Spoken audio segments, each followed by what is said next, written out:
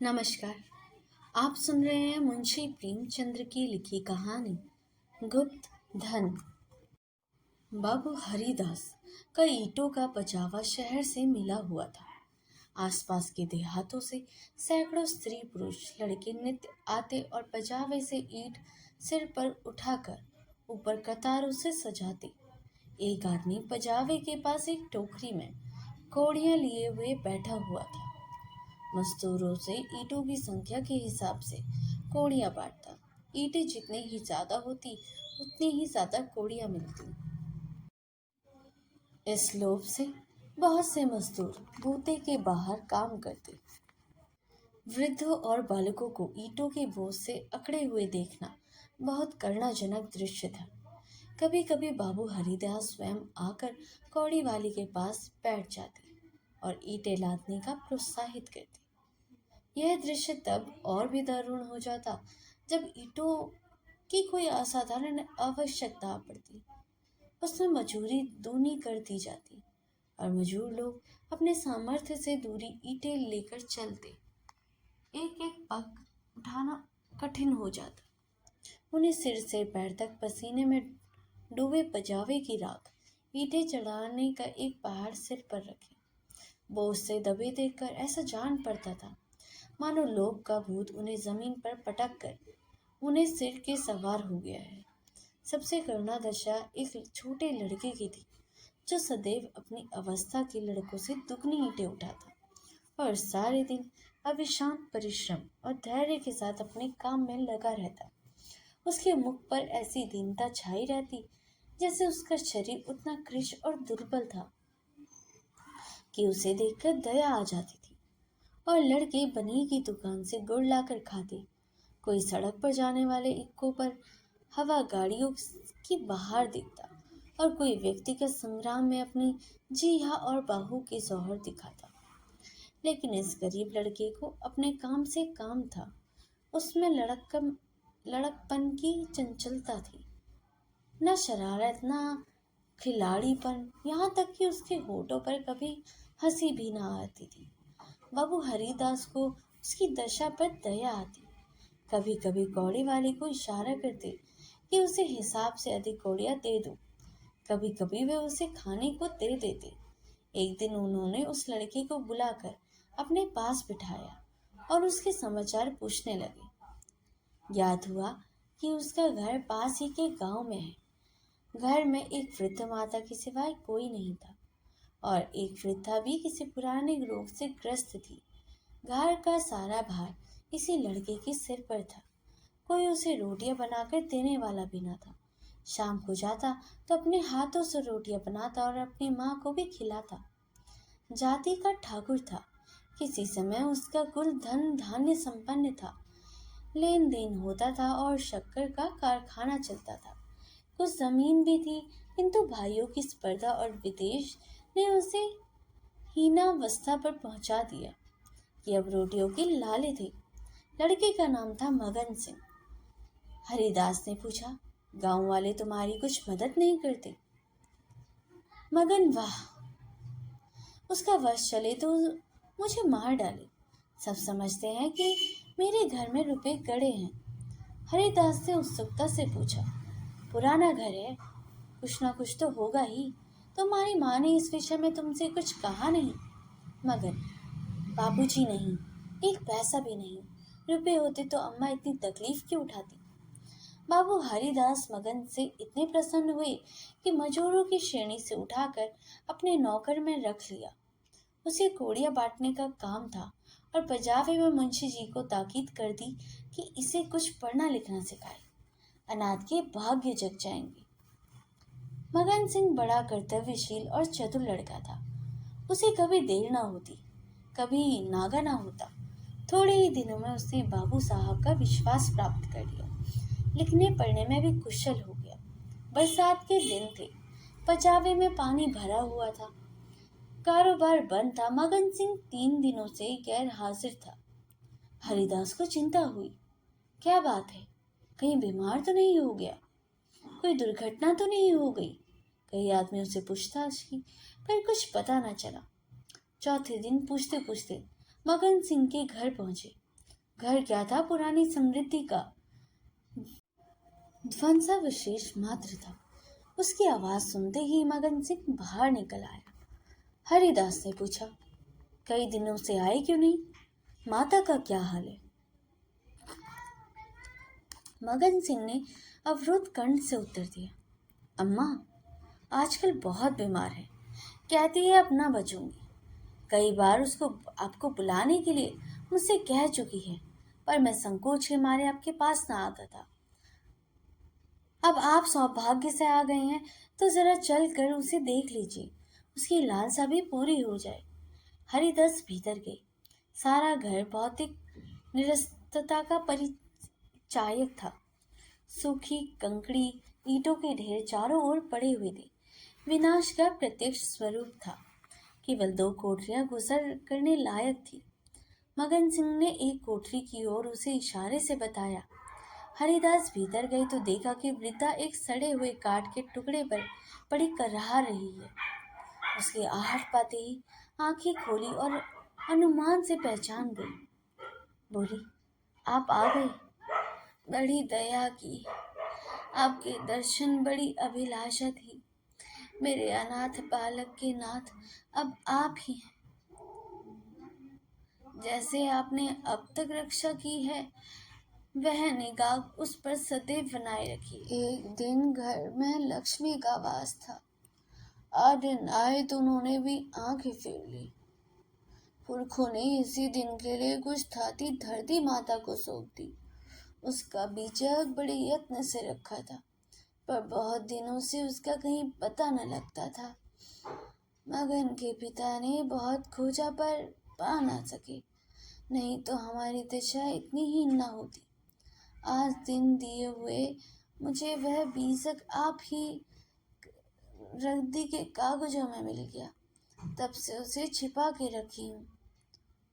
मगन बाहर है। मेरे सिरहाने जो संदूक रखी है उसी में वह बीजक है। उसमें सब बातें लिखी हैं। उसी से ठिकाने का पता भी चलेगा। अवसर मिले तो उसे खुदवा डालिएगा, मगन को दे दीजिएगा।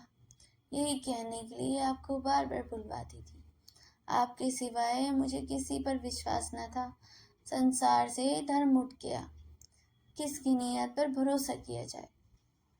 हरिदास ने बीजक का समाचार किसी से न कहा।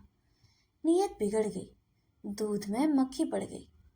बीजक से ज्ञात हुआ कि धन उस घर में 500 डग पश्चिम की ओर एक मंदिर के चबूतरे के नीचे है।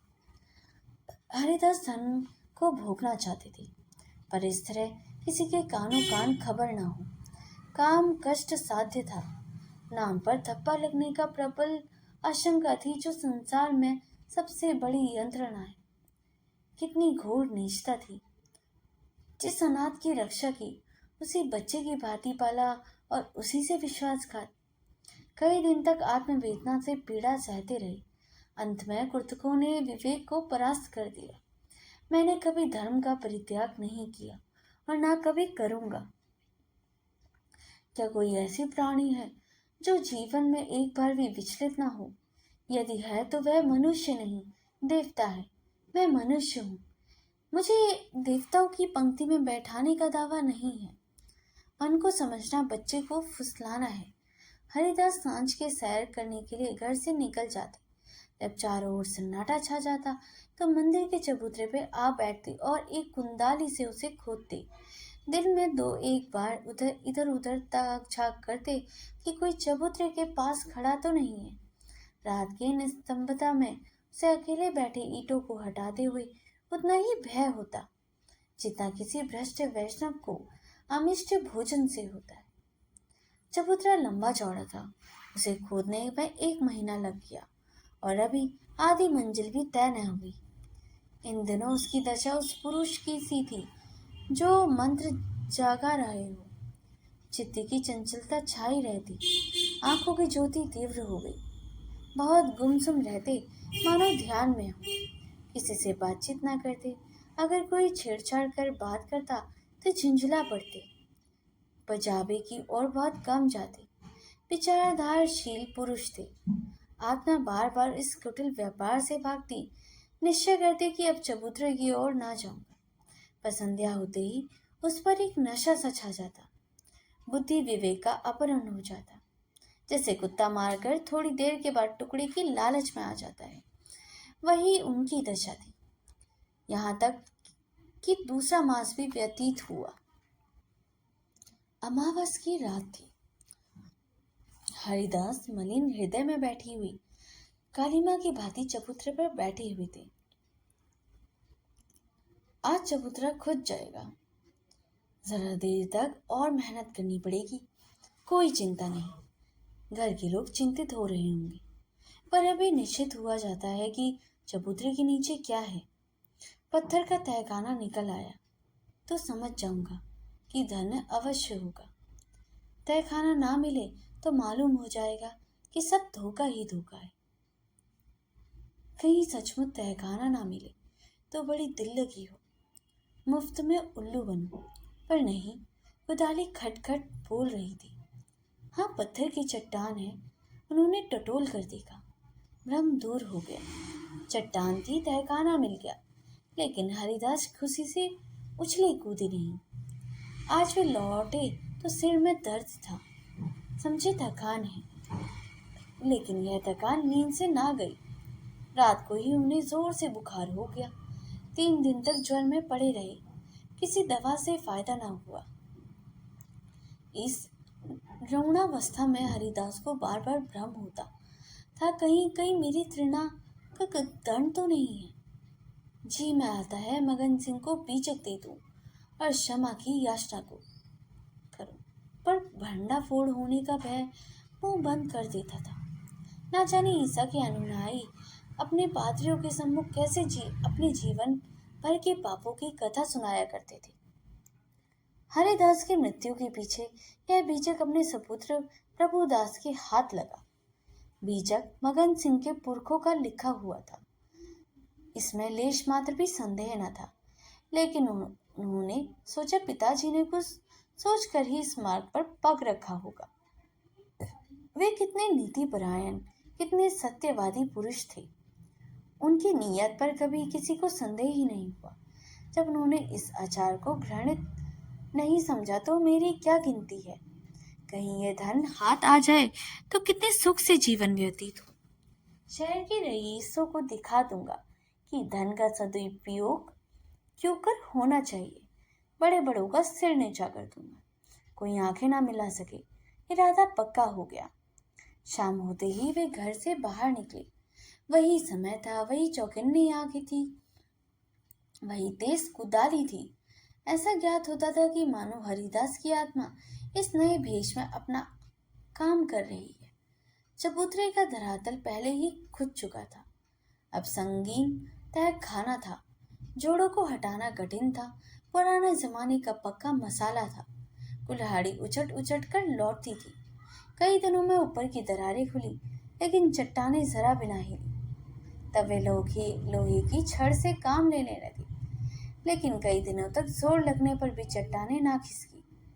सब कुछ अपने हाथों ही करना था। किसी ने सहायता ना मिल सकती थी। यहाँ तक कि फिर वही अमावस्या की रात आई। प्रभुदास को जोर लगाते 12 बज गए, और चट्टानें भाग्य रेखाओं की भांति अटल थी। पर आज इस समस्या को हल करना आवश्यक था। कहीं तय खाने पर किसी की निगाह पड़ जाए तो मेरे मन की लालसा मन ही मन में रह जाए। इस चट्टान पर बैठकर सोचने लगे कि क्या करूं। बुद्धि में कुछ समझ काम नहीं करती। सहसा उन्हें एक युक्ति सूझी। क्यों ना बारूद से काम लूं। इतने अधीर हो रहे थे कि कल से इस काम को छोड़ सके। सीधे बाजार की तरफ चले। 2 मील का रास्ता हवा की तरह तय किया, पर वहां पहुंचे तो दुकानें बंद हो चुकी थी। आतिशबाज हीले करने लगा। बारूद इस समय नहीं मिल सकती। सरकारी हुक्म नहीं है। तुम कौन हो? इस वक्त बारूद लेकर क्या करोगे? ना भैया, कोई वारदात हो जाए तो मुफ्त में बंधा बंधा फिरूं। तुम्हें कौन पूछेगा? प्रभुदास की शांति वृत्ति कभी इतनी कठिन परीक्षा में न थी। वे अंत तक अनुनय विनय करते रहे, यहाँ तक कि मुद्राओं की सुरीली झंकार से भी उन्हें विषीभूत कर दिया। प्रभुदास, यहाँ से चले तो धरती पर पांव न पड़ते थे। रात के 2 बजे थे। प्रभुदास मंदिर के पास पहुंचे। चट्टानों के दरवाजे में बारूद रख पर डीता लगा हुआ और दूर भागे। एक क्षण में बड़े जोर का धक्का लगा, चट्टान उड़ गई। अंधेरा गार सामने था, मानो कोई पिशाच उन्हें निकल कर जाने के लिए मुंह खुले हुए। प्रभात का समय था। प्रभुदास अपने कमरे में लेटे हुए थे। सामने लोहे की संदूक में 10,000 पुरानी मोहरें रखी हुई थी। उनकी माता सिरहाने बैठी पंखा झल रही थी। प्रभुदास ज्वर की ज्वाला में से जल रहे थे। करवटें बदलते रहे, कहराते रहे, हाथ पांव पटकते थे, पर आंखें लोहे की संदूक की ओर लगी हुई थी। इसी में उनके जीवन की आशाएं बंद थी। मगन सिंह पजावे का मुंशी था। इसी घर में रहता। आकर बोला, पजावे चलिएगा, गाड़ी तैयार कराऊं। प्रभुदास ने उसके मुख की ओर क्षमा याचना की दृष्टि ओर से देखा और बोले, नहीं, मैं आज न चलूंगा, तबीयत अच्छी नहीं है। तुम भी मत जाओ। मगन सिंह उनकी दशा देखकर डॉक्टर को बुलवाने लगा। 10 बजते बजते प्रभुदास का मुख पीला पड़ गया, आंखें लाल हो गई।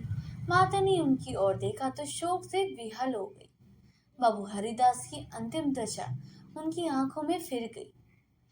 ज्ञान पड़ता था कि उसी शोक घटना की पुनरावृत्ति है।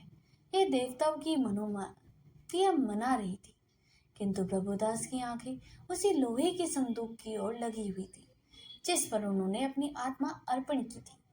उनकी स्त्री आकर उनके पैताने बैठ गई और बिलक बिलक कर रोने लगी। प्रभुदास की आंखों से भी आंसू आ रहे थे, पर वे आंखें उसी लोहे की संदूक की ओर निराशापूर्ण भाव से देख रही थी। डॉक्टर ने आकर कहा, दवा दी और चला गया, पर दवा का असर उल्टा हुआ। प्रभुदास के हाथ पांव सर्द हो गए, मुख निस्तेज हो गया, हृदय की गति मंद पड़ गई, पर आंखें संदूक की ओर से हटी नहीं। मोहल्ले के लोग जमा हो गए। पिता और पुत्र के स्वभाव और चरित्र पर टिप्पणियां होने लगी। दोनों शील और विनय के पुतले थे, किसी को भूलकर भी कड़ी बातें ना कही। प्रभुदास का संपूर्ण शरीर ठंडा हो गया, प्राण था तो केवल आंखों में। वे अब भी उसी लोहे की संदूक की ओर सतृष्ण भाव से देख रही थी। घर में कोहराम मचा हुआ था। दोनों महिलाएं पछाड़े खा खा कर गिरती थी। मोहल्ले की स्त्रियां उन्हें समझती थी कि अन्य मित्रगण आंखों पर रुमाल जमाए हुए थे। जवानी की मौत संसार का सबसे करुण और सबसे अस्वाभाविक और भयंकर दृश्य है। यह वर्जाघात है, विधाता की निर्दल लीला है। प्रभुदास का सारा शरीर प्राणहीन हो गया, पर आंखें जीवित थी। वे अब भी उसी संदूक की ओर लगी हुई थी। जीवन की तृष्णा का रूप धारण कर लिया था। सांसें निकलती थी, पर आस नहीं निकलती। इतने में मगन सिंह आकर खड़ा हो गया। प्रभुदास की निगाह उस पर पड़ी तो ऐसा जान पड़ा मानो उसके शरीर में फिर रक्त का संचार हुआ। अंगों में स्फूर्ति के चिन्ह दिखाई दिए। इशारे से अपने मुंह के निकट बुलाया, उसके कान में कुछ कहा। एक बार लोहे की संदूक की ओर इशारा किया और आंखें पलट गई, प्राण निकल गए। तो दोस्तों, यह स्टोरी यहीं पर समाप्त होती है। यह कहानी मुंशी प्रेमचंद्र की कहानी गुप्त धन में, जो एक व्यक्ति के मन के छिपे हुए लालच और द्वंद्व को दर्शाता है। यह कहानी यह भी बताती है कि धन का प्रलोभन व्यक्ति को किस हद तक अंधा कर देता है और कैसे लोभ से बड़ा हुआ कोई शत्रु नहीं होता। कहानी का नायक एक व्यक्ति है जिसके भीतर 2 तरह के विचारों का संघर्ष चलता है। कहानी में लालच और लोभ को प्रमुखता भी दी गई थी। मनुष्य की स्वाभाविक प्रवृत्तियों जैसे लोभ, मोह, क्रोध, पाप पुण्य के बीच के द्वंद्व को भी दर्शाती है। यह कहानी यह संदेश देती है कि प्रलोभन मनुष्य का सबसे बड़ा शत्रु है। इसमें धन और धरती के बीच के आकर्षण को भी दिखाया गया है, जो धर्म और व्यापार से होते हुए अनंत जीवन के रूप में अंतिम मंजिल तक पहुंचता है। अगर ये आपको कहानी अच्छी लगी हो तो इसे लाइक, सब्सक्राइब और शेयर करना ना भूलिएगा। और इस कहानी को ज़्यादा से ज़्यादा अपने मित्रों, अपने परिवारजनों और सहपाठियों के साथ शेयर करना ना भूलिएगा। मिलते हैं अगली कहानी में। तब तक के लिए धन्यवाद।